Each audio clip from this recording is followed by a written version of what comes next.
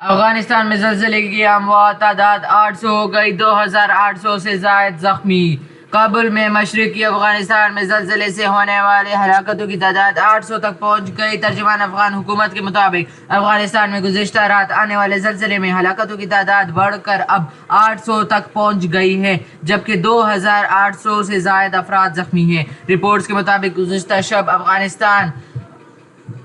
شب افغانستان کے مقامی وقت کے مطابق رات 11:47 پر 6.0 شدت کا زلزلہ آیا تھا اور تقریباً 20 منٹ بعد ہی اسی صوبے میں 4.5 شدت کا ایک اور جھٹکا محسوس کیا گیا، جس کی گہرائی 10 کلومیٹر تھی۔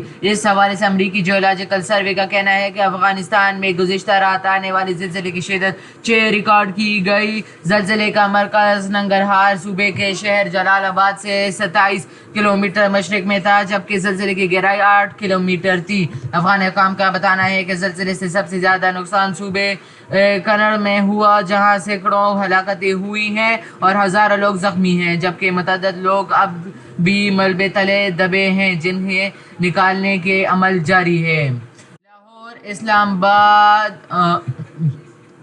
مری سمیت ملک کے مختلف شہروں میں زلزلے کے جھٹکے محسوس کیے گئے۔ یاد رہے کہ گزشتہ رات پاکستان کے مختلف شہروں میں زلزلے کے جھٹکے محسوس کیے گئے تھے، تاہم کوئی جانی و مالی نقصان نہیں ہوا۔ زلزلے مرکز کے مطابق 12:38 پر ہنگو، ملاکنڈ، سوات، مانسہرہ، ایبٹ آباد، اسلام آباد، راولپنڈی، چترال اور پشاور میں 4.6 شدت کے آفر شاکس بھی محسوس کیے گئے۔ زلزلے کی گہرائی 15 کلومیٹر ریکارڈ کی گئی، جبکہ زلزلے کا مرکز جنوب مشرقی افغانستان میں تھا۔